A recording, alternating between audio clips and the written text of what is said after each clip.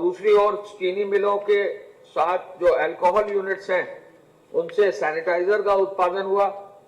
चीनी मिलों के पास जो फायर फाइटिंग की व्यवस्था थी उससे सैनिटाइजेशन का काम हुआ।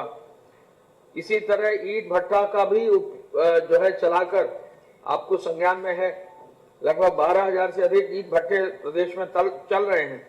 उसी तर्ज पर जहां चीनी मिल चल सकती हैं, ईंट भट्टे चल सकते हैं, क्यों नहीं उद्योग चल सकते हैं। आज बहुत गंभीरता से इस पर चर्चा की और एक नया आयाम देने के लिए और बृहद योजना देने के लिए उन्होंने निर्देश दिया। मैं ये बता दूं कि आज शाम को 6 बजे माननीय मुख्यमंत्री जी सभी जो नोडल अफसर्स गए थे जिलों के लिए, वरिष्ठ अधिकारी गए थे, उनके साथ बैठक करेंगे और रात 8 बजे जो है जिलाधिकारी और पुलिस के अधिकारियों के साथ और अन्य वरिष्ठ अधिकारियों के साथ वीसी भी करेंगे। मुख्यमंत्री जी ने यह कहा कि संबंधित राज्य सरकारों को अवगत करा दिया जाए कि प्रवासी कामगारों और श्रमिकों की सूची और स्वास्थ्य परीक्षण लेकर ही उनकी सकुशल वापसी की जाए।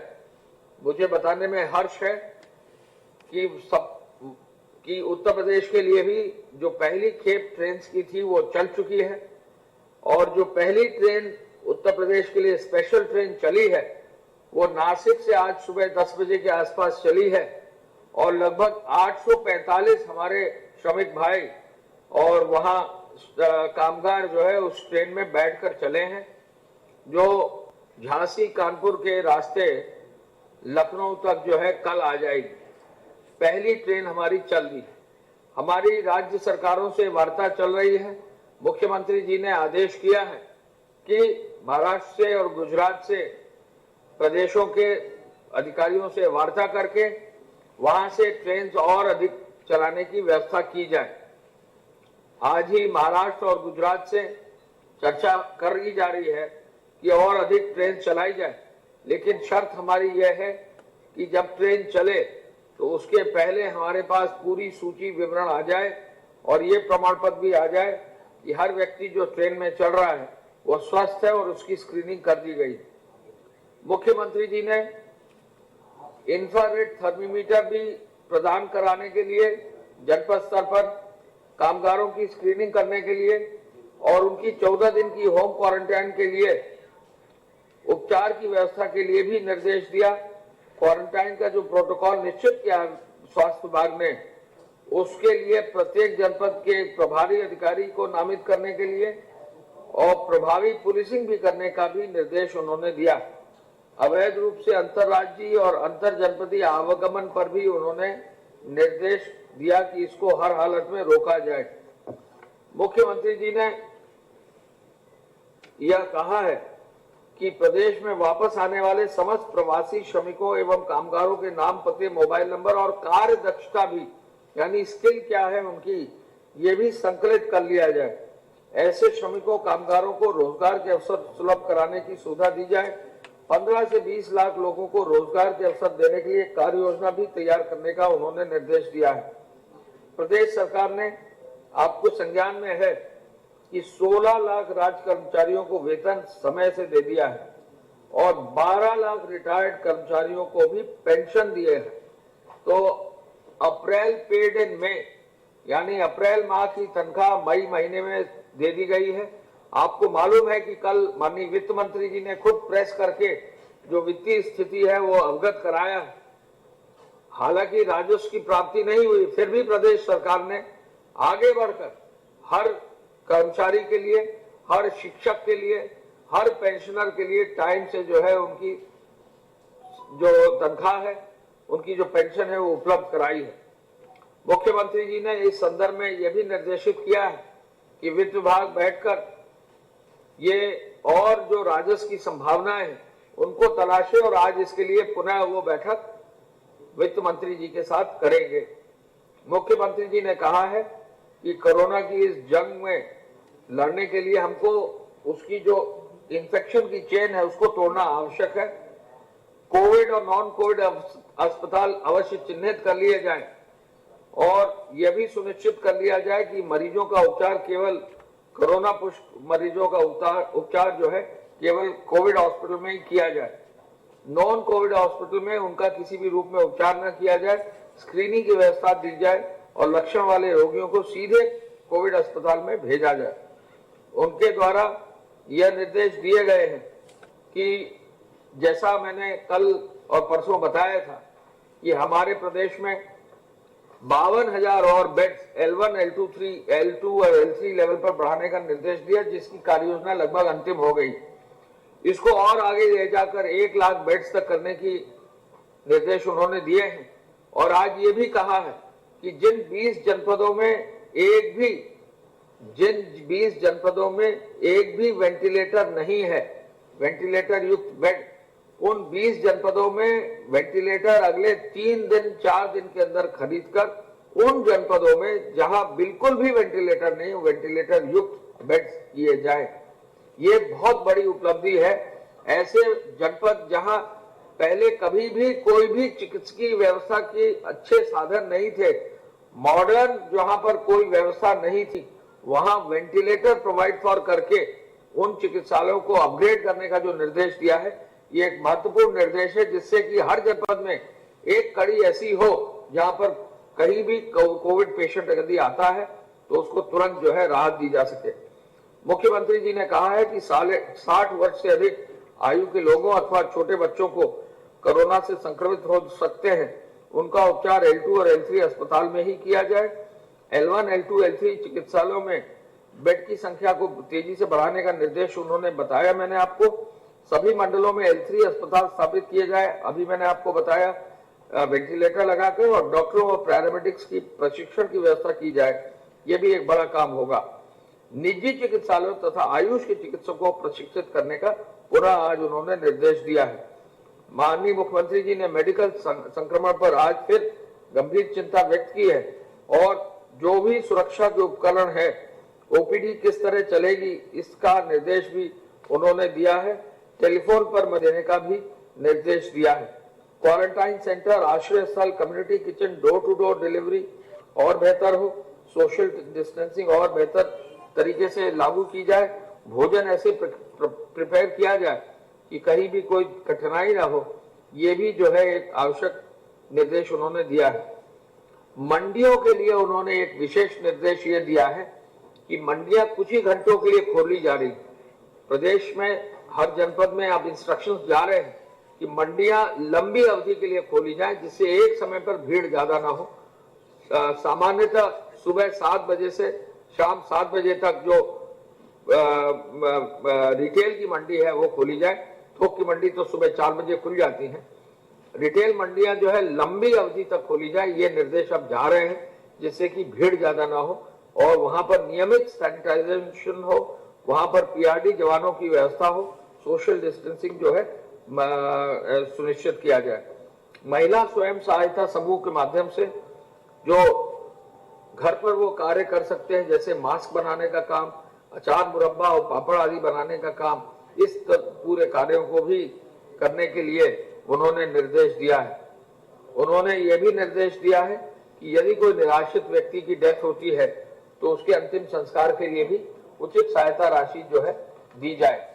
गृह विभाग ने काफी मजबूती से लॉकडाउन को इंश्योर किया है और मुझे बताकर खुशी है आपको कि गृह विभाग में अब तक 35,174 FIR दर्ज कर दी गई है और कुल मिला के 1 लाख से अधिक अभियुक्तों को जो है उनके विरुद्ध कार्रवाई की गई है। हम ये भी आपको बता दें, इस बीच में इसी एक्ट के अंतर्गत व्यापक बढ़ोतरी हुई है कार्रवाई की। 571 FIR अब इसी एक्ट की दर्ज कर दी गई है, 571। और इसके अलावा वाहनों की चेकिंग में भी जो है चालान की संख्या अब 7,57,000 हो गई है और 34,000 से अधिक वाहन को सीज कर दिया गया है और 14 करोड़ राशि जो है वो अब जमा हो गई है, जो लोगों से जमा की गई है। हॉटस्पॉट्स के बारे में आप लोग सब जानना चाहते हैं। कुल अब 433 हॉटस्पॉट्स है प्रदेश में, 286 थानों में, 7,86,000 मकान चिन्हित हैं, लगभग 45,000 की पॉपुलेशन है, 45 लाख की पॉपुलेशन है हॉटस्पॉट्स में। और हॉटस्पॉट्स में जो है लगभग हमारे 3/4 केसेस हॉटस्पॉट्स के अंदर ही स्थित हैं। 433 हॉटस्पॉट, 286 थाने, 7,86,000 मकान, 45,35,000 पॉपुलेशन, 1712 वहां कोरोना पॉजिटिव केसेस, संदिग्ध की संख्या 18,000, इंस्टीट्यूशनल क्वारंटाइन में भेजे गए 8,000, लगभग 3,000 से अधिक बैरिकेडिंग की गई। अब तक इनमें जो है चालान जो है 20,000 चालान हॉटस्पॉट्स में कर दिए गए और जब्त गाड़ियां लगभग 1,500 गाड़ियां जब्त कर ली गई और 2,000 मुकदमे जो है हॉटस्पॉट्स में दाखिल किए गए हैं। हम ये भी आपको बता दें कि फेक न्यूज पर सरकार ने काफी सख्ती की है और फेक न्यूज के आधार पर जो है अब तक 679 मामले 679 मामले हमारे संज्ञान में आए हैं और इसमें अब तक फेसबुक, टिकटॉक, ट्विटर और व्हाट्सएप के लगभग 37 फेसबुक के, 47 टिकटॉक के, 38 ट्विटर के और 1 व्हाट्सएप के अकाउंट को ब्लॉक किया जा चुका है। उनसे संबंधित से अनुरोध कर साइबर सेल के थानों में अब फेक न्यूज की जांच चल रही है। हमारी हिदायत रहेगी कि कोई भी न्यूज ऐसी न चलाएं जो फेक न्यूज की श्रेणी में आए, अन्यथा इस मामले में जो है बाद में दिक्कत आपके समक्ष, हम सबके समक्ष आती है। फेक न्यूज किसी भी रूप में न चलाएं। दूध का वितरण आज 35,27,000 लीटर हुआ है। कुल जो है प्रोडक्शन 55 लाख से अधिक हुआ है। कुल जो है फूड पैकेट्स आज 12,41,000 बांटे गए हैं और जो राशन कार्ड है 3,50,00,000 से अधिक जो राशन कार्ड है उसमें से कल पहले दिन 30 लाख राशन कार्डों पे राशन का वितरण सुनिश्चित कर लिया गया है। वीट प्रोक्योरमेंट भी तेजी से चल रहा है और वीट प्रोक्योरमेंट के कामों में भी बहुत तेजी लाई गई है। आपको मालूम है कि कल माननीय मुख्यमंत्री जी ने मई दिवस के अवसर पर सभी कामगारों से जो है 1-to-1 उन्होंने एक्सरसाइज की थी, जिसमें उन्होंने उनसे इंटरैक्ट किया था। अब तक जो है कुल मिलाकर जो धनराशि दी गई है वो ठीक 300 करोड़ रुपए की धनराशि 1,000 रुपए की दर से अब लोगों को बांट दी गई है। यानी 30 लाख कामगारों को, निराश्रित मजदूरों को, श्रमिकों को अब ये धनराशि दी जा चुकी है। उद्योग भाग में उद्योगों को चलाने के लिए जो व्यवस्था है, अब 8,400 उद्योग जो है चला दिए गए हैं। पहले ये संख्या काफी कम थी और ऐसे में जो नई व्यवस्था लॉकडाउन फेज 3 यानी 4 तारीख से जो लागू होगी, जैसा मैंने कहा माननीय मुख्यमंत्री जी ने उद्योगों के लिए विशेष जो है बल दिया है और जल्दी ही आज ही आदेश आ जाएगा जब आपको सबको जानकारी हो जाएगी कि 4 के बाद सरकार के प्रदेशों के लिए, अपने प्रदेश के लिए क्या नीति रहेगी और क्या क्या चीजें जो है खुलेंगी और क्या प्रतिबंध रहेगा। प्रमुख सचिव स्वास्थ्य। धन्यवाद। बता। प्रदेश में कोरोना वायरस के संक्रमण के कुल 127 नए मामले आए हैं। कुल एक्टिव केसेस की संख्या इस समय प्रदेश में 1,756 डिस्चार्ज हुए मरीज 656, 43 लोगों की अभी तक मृत्यु हुई है। कुल केसेस की संख्या 2,455, 2455। ये 64 जिलों से 64 डिस्ट्रिक्ट से प्रकरण आए हैं, जिनमें से 6 जिले ऐसे हैं जिनमें कोई भी एक्टिव इन्फेक्शन का केस नहीं है। 6 कल प्रयोगशालाओं को 3,356 सैंपल्स भेजे गए और प्रयोगशालाओं ने कल 4,431 सैंपल्स का परीक्षण किया। जो 4431 जो हमारा थोड़ा बैकलॉग था उसको वो क्लियर हो रहा है। कुल जो आइसोलेशन वार्ड में मरीजों की संख्या है इस समय वो 1,841 और फैसिलिटी क्वारंटाइन में जो लोग रखे गए हैं उनकी संख्या 11,769। 11769। कल भी पूल टेस्टिंग हुई 11 प्रयोगशालाओं के द्वारा और उनमें